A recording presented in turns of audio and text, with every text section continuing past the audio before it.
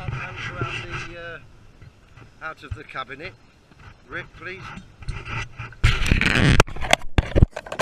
Okay, and then just bear with me for a minute. Slowly move it back a bit. It's tied on in here, isn't it? Yeah, just bear with me for a minute. I'll just manoeuvre it around.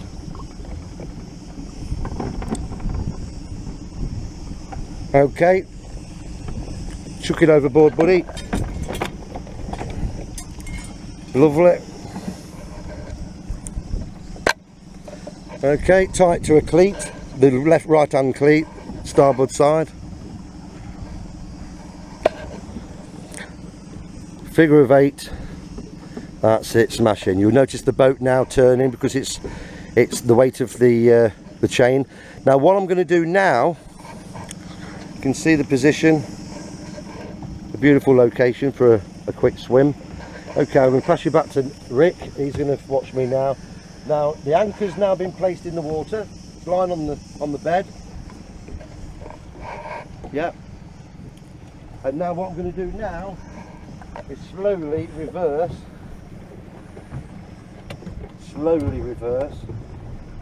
and let it take hold. Right, we felt a tug because this is very shallow water, so there's the anchor there. So now what we do, we lift the engine up a bit. We're in approximately 7 feet of water, so perfect for this size of the boat.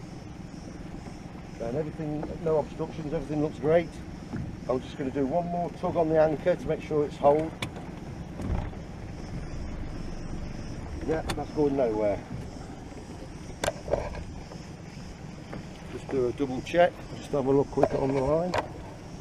Yeah, perfect. What I do sometimes myself, in fact most times myself, I haven't got my snorkeling gear with me today, but I always usually have a snorkel and goggles and have a quick swim just to check, make sure it's tucked under a rock or embedded in sand. But I can tell with the way the anchor's set here, we've got no problems whatsoever. Something they don't tell you on any videos that I've found is that what you do once you've got your anchor set, and this goes for the harbour as well if you're into the harbour and you finish your trip, but for this particular case we've anchored up, everything's great, nice depth of water. So now we turn the engine off, obviously, but then what we do, we lift the engine up.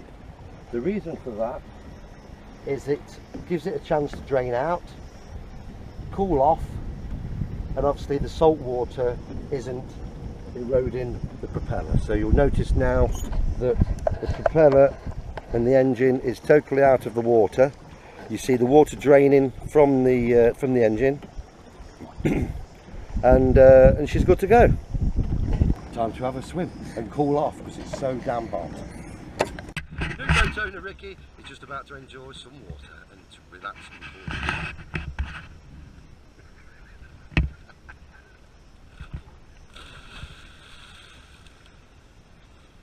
How is that, buddy? Lovely. It don't get much better than that, folks. Welcome to boating. Okay, what we're going to do now is quite a simple exercise, but an important one. Just make sure that the engine's back in the water. You never retrieve the anchor while the engine's out of the water, because if there's any problems you can start drifting and you'll have all sorts of problems. I did see a family the other day that hired a boat, and of course the children were retrieving the anchor. The engine wasn't even in the water. There was quite a headwind at the time, and the boat was really drifting, and it nearly crashed into a load of other boats. So they were moored up doing some snorkeling and swimming. So this is the procedure you do. So make sure that the engine is back in the water, like so. I'm not going to put the propeller all the way into the water, because we're in about a depth of about 6 feet at the moment, 6.5 feet or 5.5 feet.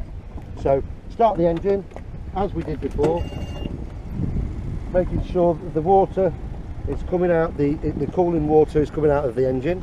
Okay, so then what I'm going to do now is I'm going to slowly manoeuvre above to the anchor, which is only about 10 foot in front of us. And Rick now is going to retrieve the anchor accordingly.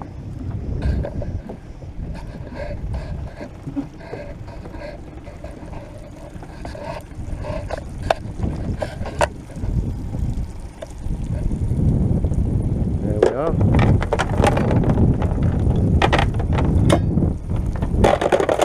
And that goes into the cabinet. And while Rick's retrieving the anchor and putting it in the cabinet, I'm gently manoeuvring the boat away from the shoreline. Fantastic. There you are. That's how to retrieve an anchor on a small boat. Cheers.